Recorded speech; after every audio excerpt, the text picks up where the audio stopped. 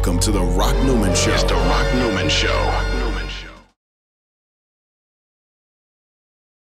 You know, in your book, you tell a story about absolute power corrupting absolutely. And that is the story of Don Siegelman, who was mentioned earlier, the ex-governor of Alabama, who you say is railroaded by Karl Rove and his people into prison. I want to ask you, how does this happen?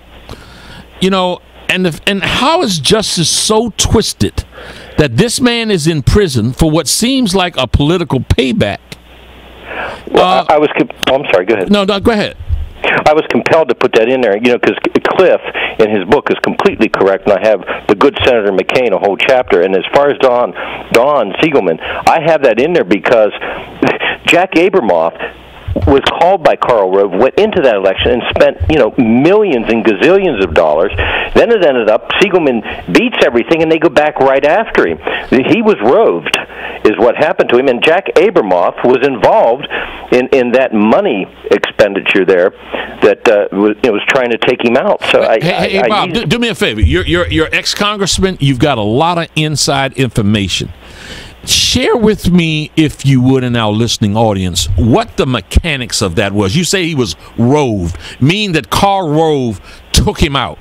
And if I heard you correctly, it was that Karl Rove went to Abramoff, and Abramoff got involved, and this guy who's the ex-governor of Alabama ended up in prison. Give us the mechanics of how that worked. Yes, you know, and he's a Democrat, but I put that in there because I just didn't pick that one out of the air. It ties in, and people, you know, when they read the book, they'll realize that Don Siegelman, Karl Rove got a hold of Jack Abramoff, and there was a referendum, and this was about Indian casinos. Jack Abramoff represented the Mississippi tribe, and he ended up utilizing the money. And see, Don Siegelman, in a nutshell, wanted to create a state lottery that would provide funds for Alabama youth to attend state college for free. And the CEO of this place called Health Sound donated $500,000 for a campaign to advance Alabamans as a good idea to help the kids. Well, that lottery went on the ballot. The $500,000 didn't benefit Siegelman's gubernatorial campaign or him personally at all. The referendum lost. Guess who opposed that referendum? Jack Abramoff. And guess the lobbyist who I got in trouble with, and guess who asked Jack to go in and spend a ton of money? Karl Rove. And so that money did not go to Siegelman's benefit, but let me tell you, they used that one on him. He beat, basically, you know, he was up against Jack Abramoff, and Abramoff went in at Karl Rove's behest to put him away. Cliff, you have anything to add on that?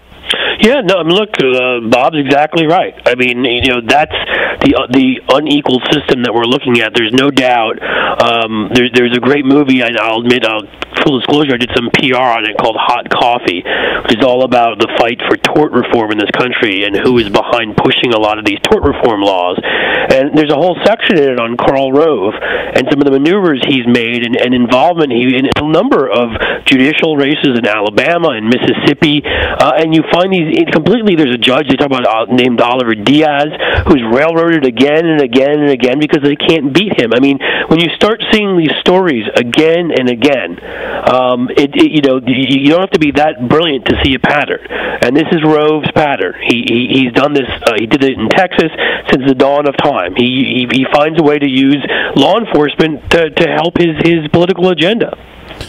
Folks that are listening out there, I really hope that you are listening with a keen ear, because we're talking about politics here, but the message is for you to understand the corruption that exists. And when you go into that voting booth, to have some idea about what is really going on behind the scenes. At the Rock Newman Show here on REACT Radio, we're always going to try to keep you informed, make you aware, so that you can make an informed and aware decision.